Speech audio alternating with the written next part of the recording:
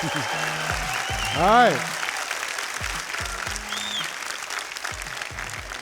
So can you see how that film would help a person build their belief?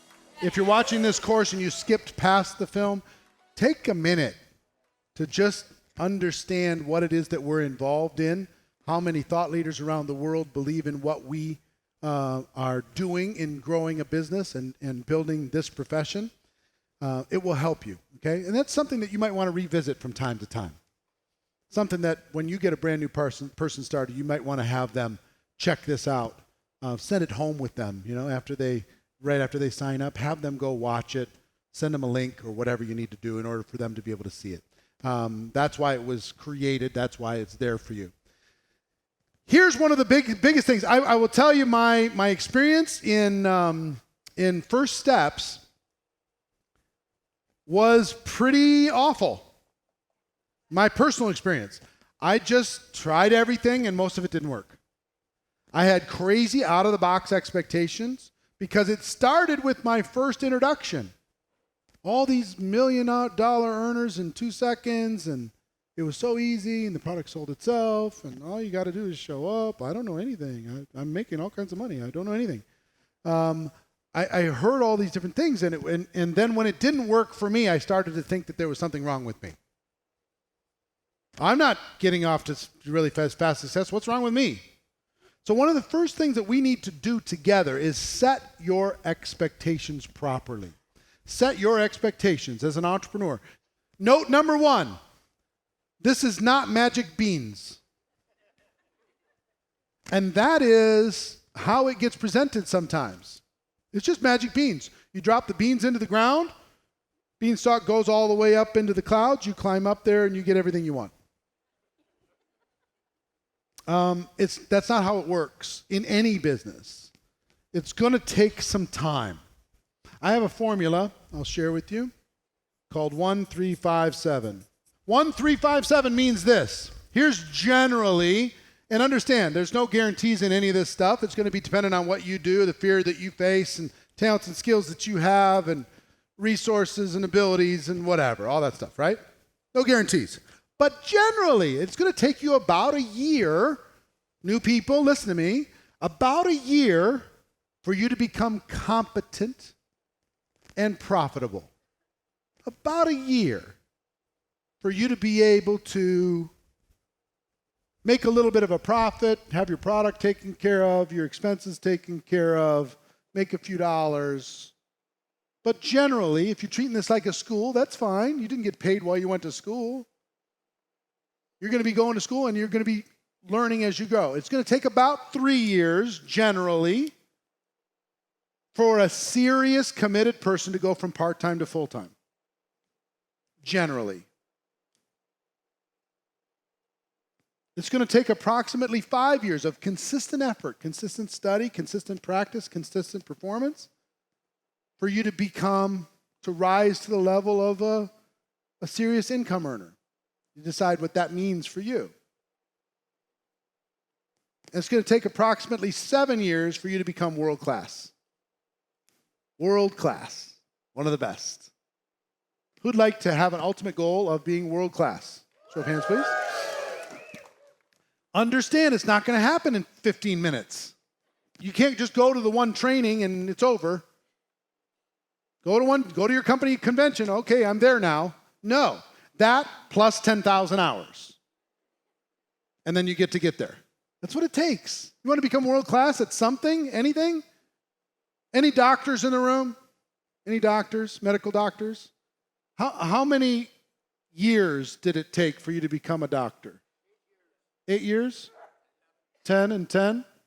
So approximately how many, if you could add it up, how many hours of practice, study, classroom, internships, before you were able to actually be given the tools to be able to go do what you could do and be paid for it? I've done the math before, and the average is about 18,000 hours. Same thing for an attorney. Same thing for anybody who, think about a world-class athlete. How many hours of practice does it take before they're a world-class athlete? Huge amount. A top-level musician. Huge amount. A person who's skilled at anything, a chef. Huge amount. So just understand that you're going to get paid while we go there. You don't have to wait till the end to start getting paid. You're going to get paid as we go there. But understand, all of that pay that you're getting before you're world class is bonus pay.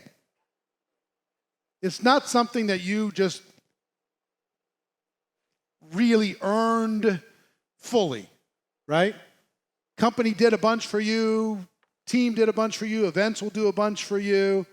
There'll be people who are filling in all kinds of your lack of skill. They'll be filling that in with support system. And you still get to earn the money. At the beginning, I'll give you an example. I had almost no skill. Here was my skill. I would go and I would grab a person and I would say, hey, there's this meeting. It's going to be held down at the Sheraton. It's going to be amazing. If I swung by and picked you up, would you go with me? It lasts about 45 minutes. Afterwards, we can have a drink or something in the lounge. Would you go with me? Just so I'm not by myself, because I don't really want to go by myself. Would you go with me? All right. So I would drag this person to the event. We would sit down. We'd sit in the event, and my job was to sit there with him like this and go, isn't this something? Isn't this amazing? Isn't this spectacular? This is unbelievable. Look at that clown. He's making that kind of money. It's stupid. If he can make that kind of money, we can make a fortune. This is unbelievable. This is amazing. This is spectacular. This is fantastic. Oh, and after the meeting, I would just say, hey, and I would bring him to my sponsor, or I'd bring him to the speaker, and I would say, I need to introduce you to this guy. This is the guy I've been telling you about. This guy's unbelievable. He could do spectacular stuff. Guys, talk about how you can make money together. And then I'd sit back and I'd just do this like this. Yeah. And then I'd bring him over to the next person. Oh, stand up. This is unbelievable. Oh, this is spectacular. This is the one I was telling you about. And then I go, wait a minute. He's black. He needs to talk to somebody black. So I come over here. I say, you guys need to have your own thing. Go. Right? And then he would, and as soon as I get away a little bit, and my friend Ace would say, so is this a really thing for real? And he'd go, yeah, it's really for real. These white people know what they're doing. Yeah, kind of. They know what they're doing. We could do it better. It's okay, right? Yeah, they do the handshake and all that stuff. I didn't even try. And then I'd bring him back and I'd say, so, well, what'd you like best? Everything. You like this? All right, I'd ask the questions. Are you in or you out? You want to do it? I'm in. All right, cool. There's another meeting on Thursday. We'll bring some people. Okay. That was all my skill. That's all I had. That's it. I didn't know how to do a presentation. I didn't know how to follow up. I didn't know how to close them. I didn't know how to do nothing. I was a body dragger. All I knew how to do. For a year, that's all I did. And it works. But eventually I had to learn the words, right? I was paying attention to what was being said around the room, and I started to learn the words so I could be that for my team. Because I could recruit with that process, but they were looking to me. I was like, let me introduce you to Ace. I was like, I don't know. So I didn't have the skill, really. I was okay at inviting to an event. Pretty good at that. And okay inviting to get somebody to take a look at a tool. But I really lacked when it came to doing a presentation, to following up, answering questions, and overcoming objections, getting them started effectively. The event did the work for me. So I was a rookie and amateur, but by utilizing the support system that was available to me, I could get the results. Where else can I cheat like that and get paid? If I did that in high school, they would have failed me and sent me to the principal. You didn't learn any of your theorems, they would tell me. You didn't learn any of the skills. You didn't memorize anything. I know. Network marketing itself gave me a support system that I could plug into. Now, other people weren't doing what I was doing, but this was my survival mechanism. And it worked. It kept me in the game long enough until I started to learn the skills. But I didn't go to the level that I needed to go to until I learned the skills. I kept having to rebuild my team with those skills. I could bring them in, but I couldn't get them moving. I finally had to learn how to develop some additional skills. So it's going to take time. And let me give you something else. For those of you watching, those for your notes, the truth is enough.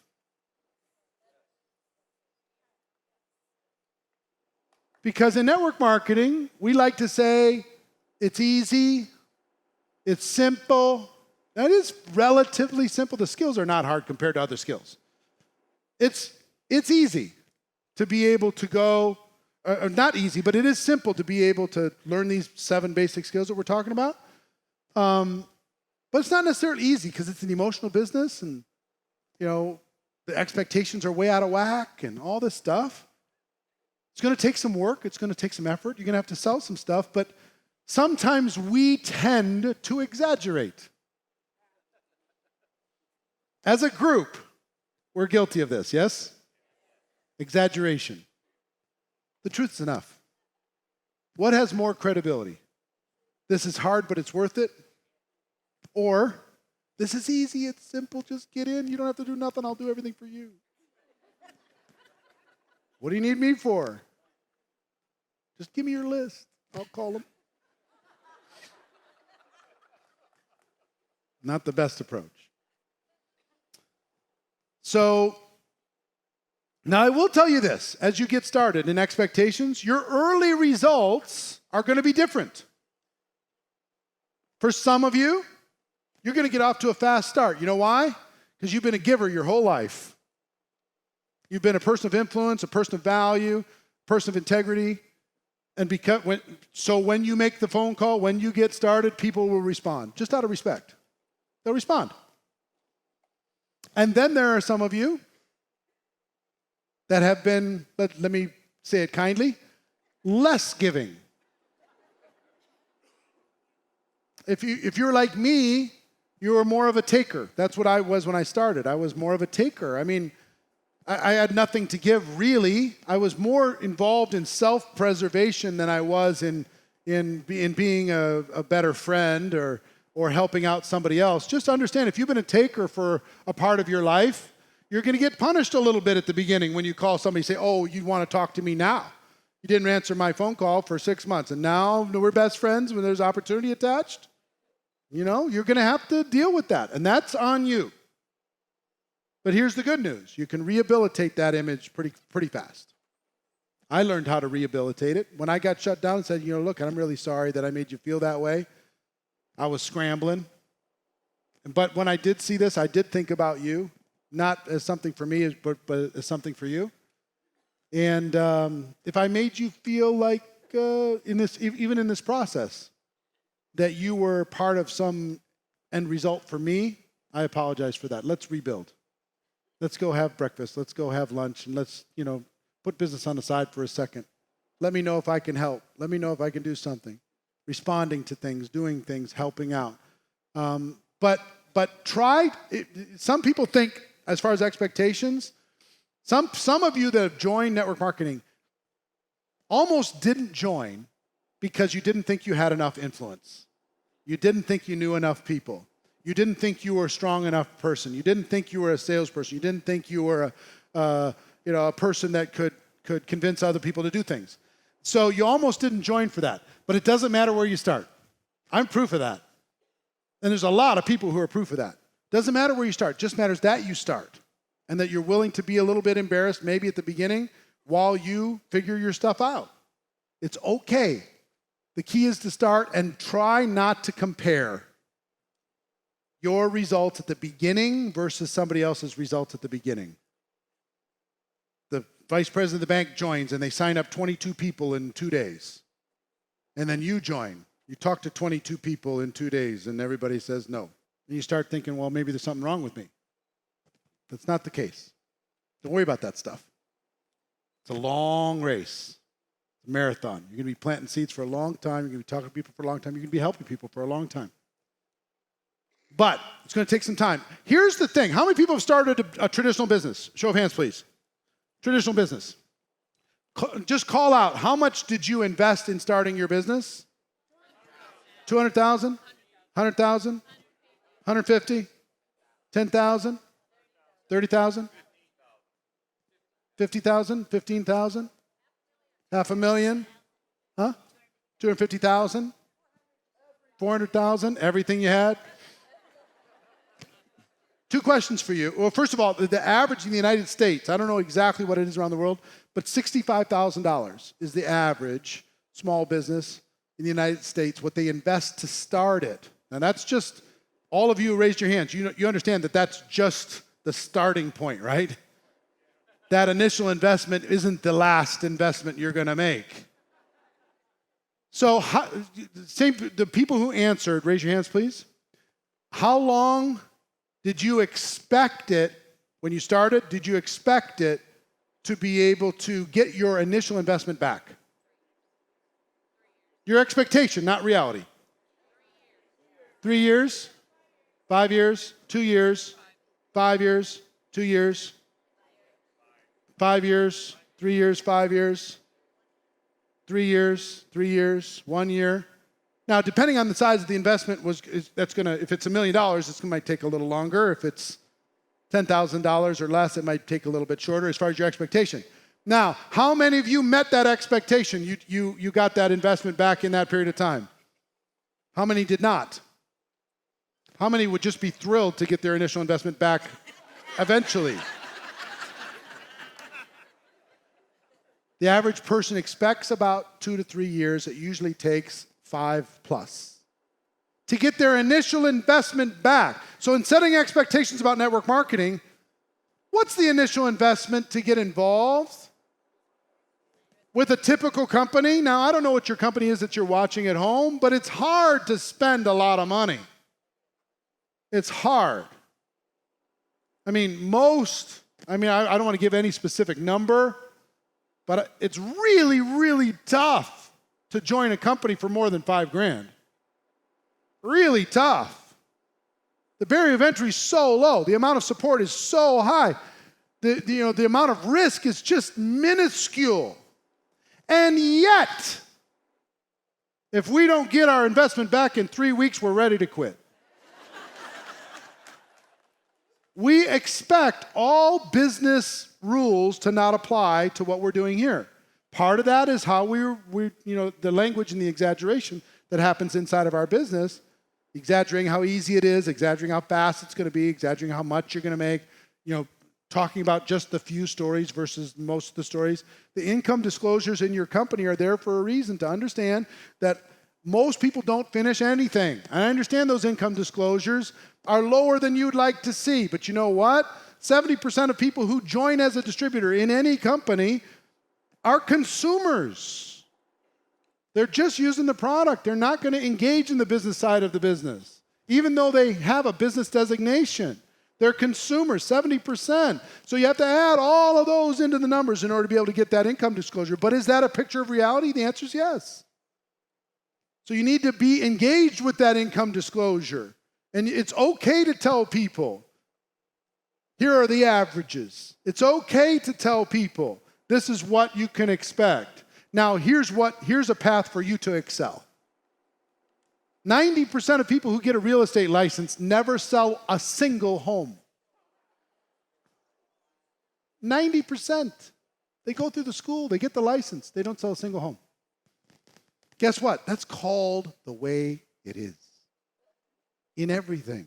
Most people who start college never finish. Most people who start a book never finish. Some people who bought this course haven't even made it to module 4. If you're still here, hey, give yourself a thumbs up, pat on the back. True. So,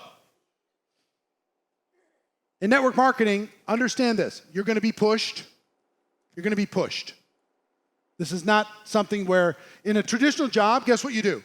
In a traditional job, you go into that job, you get training for how long? A couple weeks, a month, 3 months?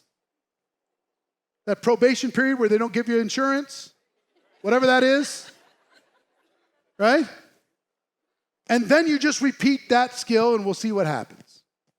Here, it's not like that. You're going to come in and you're going to start and you're going to be pushed. You're going to have to figure yourself out emotionally. You're going to have to figure out different tactics and strategies. You're going to have to evolve as your company evolves and compensation changes and product shifts and markets go from up momentum to level off to down momentum and back again. You're going to have to learn to deal with all that stuff. You're going to be pushed. You're going to need to engage in emotional development, mental development, and decide to be a lifelong learner. Decide that you're going to be a learner. You're just going to continue to learn. You're going to learn more than anybody else, not just to learn, but to put it into practice. You're going to have to get your mind around this concept of rejection. No doesn't mean no. I don't get rejected at all, ever. Now, they might reject my product. They might reject the opportunity, but I don't view it as a rejection of me. I'm just going to give them the information. I'm going to act like a consultant. I'm going to work through the process. But you got to get your head around that. Because some people would rather have a job where they just don't have to deal with that. They can go hide every day in that cubicle. They go through the motions. At the end of the year, they get their 2% increase and off they go. They get their performance review. They go do it again. And they'd rather be there than deal with any potential emotional pain. Here's what it's going to take. It's going to take time. It's going to take work. It's going to take growth. It's going to take skills. It's going to take focus. And it's going to take mental toughness. That's what it's going to take. If you can accept that, you're good. If you're not willing to accept that, you have a little bit of a challenge. Here's how network marketing professionals get paid. They put in the time, effort, energy, enthusiasm, and then they get underpaid. That's part of the expectation that you need to get solid on. You're going to be underpaid for quite a while. You're going to be underpaid while you're learning. You're going to be underpaid while you're building something. You're going to be underpaid while you're developing something. You're going to be underpaid while you're figuring it out. You're going to be underpaid even if you have the skill for a season. And depending, how many of you started your own business? Raise your hands. How many feel like you were underpaid while you were building it? Keep your hands up. You're going to be underpaid. You're going to put in the time and there's not going to be the money. You're going to put in the effort, there's not going to be the results. You're going to do the work. This is called entrepreneurship entry level. If you don't get there, I can't help you. So you're going to get underpaid for quite a while. Then you're going to get fairly paid for a very short period of time. You're going to get paid just what you're worth. But then you get to get overpaid for a long period of time. That's the price of entry. Price of entry is underpaid for a season, fairly paid, and then overpaid. Now, here's the thing. Most people cannot handle that. They want a fair pay from day one. And if that's you, a big business, a big entrepreneurial business is probably not for you. Maybe you use the product, maybe you introduce a few people, but a big business, freedom, is probably not for you if you're not willing to make that trade. And you have to also change the way you view work. Because guess what? I've traveled all over the world. And if I bring up the word work to the average person around the world, what do you think that comes to mind? Pain, drudgery, obligation, something I have to do, something I want to get over with as quickly as possible. Thank God it's Friday, because this weekend I don't have to work. Oh, it's Sunday night. Tomorrow I have to go back to work, right? I want to retire because I'm sick of work. That's how we've been trained our whole lives. Then we join network marketing and we're like, I'm in business for myself. This is the coolest thing ever. This is awesome. I think I'll take the day off.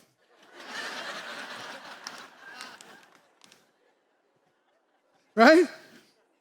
People who haven't missed a sick day in 48 years. Their first day in network marketing, they take the day off. I got to learn. I got to study. I got to read my manuals. I got to watch some videos. Got to watch this First Steps training course one more time. I'll get ready. I'll be there. But tomorrow, I think I'm coming down with something. I'll go to my job, but when I get home, I need my rest. Same person will go, they'll go to work all week long, and then when it comes time to go build their business, I need to have more balance. I need to have more balance in my life. I need a little me time. A little me time. Try that at the office. Working for somebody else. Middle of the afternoon, they call a meeting. I need a little me time. Try that one out. So just understand, it's a business.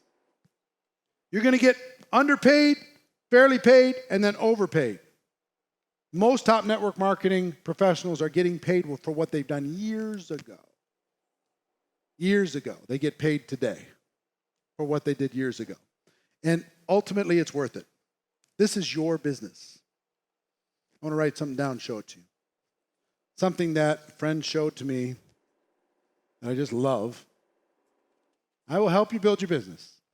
And that's an expectation that I heard at the beginning. Come on in, I'll help. That's why you have an upline. You have all these people invested in your success. I'll help you build a business. Anybody ever heard that? Okay. So you join and you just say, okay, help. Help me out. But I learned that there's actually some punctuation here. I will help you build your business. I'll help, but you build the business. This is your business. Success or failure is up to you, right? You're going to rise or fall based upon your effort, talent, ability, willingness to face your fears, willingness to learn, willingness to grow. I'll help. You build it. Okay? You're in charge. This is a business with a support system attached, but it's yours. It's not your company's responsibility to build you up. It's not your team leader, and it's not your system, and it's not your company training, and any of that stuff. None of that matters. I will help you build your business. If you fail, it's on you. If you succeed, it's on you. You did that. You made that happen. The goal here is to help you, the goal of this course is to help you become independent as quickly as possible. If we could teach you how to become independent of your support system, independent of the training, independent of anything else, that you can go grow a business, then we will have succeeded. If you're still dependent, then we have to get that employee mentality out of your mind and move you to another level. Employees don't whine about a lack of support. They go create the support. Entrepreneurs don't whine about the lack of support. They create support. Entrepreneurs don't whine about the lack of training. They go solve the problem, create the training. They go make it happen. They go get it. Like you're done being here, or people getting this course. They go get it. They go solve the problem. That's what entrepreneurs do. So here's the thing. When it comes to expectations, this is really big. I want you to think like a warrior. I want you to think like an entrepreneur. I want you to think like a champion, somebody who is beginning the effort to become a world-class empire builder, somebody who's going to not only take care of your family, but take care of help other people take care of their families. The number of lives you're going to touch with the products and services is enormous. The number of lives you're going to touch with the financial opportunity is enormous. Even if that's not real for you right now, it requires a little bit of faith, being able to see something before it's obvious to the rest of the world. It requires a little bit of that. But give it time. Number one, give it time. We need to have a long-term view with short-term urgency. I want you to be thinking 10 years from now, but also, what do I need to do in the next 24 hours? Urgency in the short term, but with a long-term patient vision that you're going to build something important that's going to stand the test of time. Give it time. Number two, give it effort. Put in the work. Number three, continue to learn. Don't ever stop learning. Number four, be a professional. Number five, it's not magic beans and there's no free lunch. And lastly, it's worth it. For so many reasons, it's worth it, okay? So just understand, what I hope, maybe I brought some of you down that came in that thought that this was going to be instant money. It's just like a money tree. Shake it, and the money falls off. No, you got to plant it. You got to tend it. You got to protect it. You got to nurture it. You got to give it some sunlight. You got to give it some nutrients, right? And then you have to be patient enough for it to grow, so you have something for the long term, okay?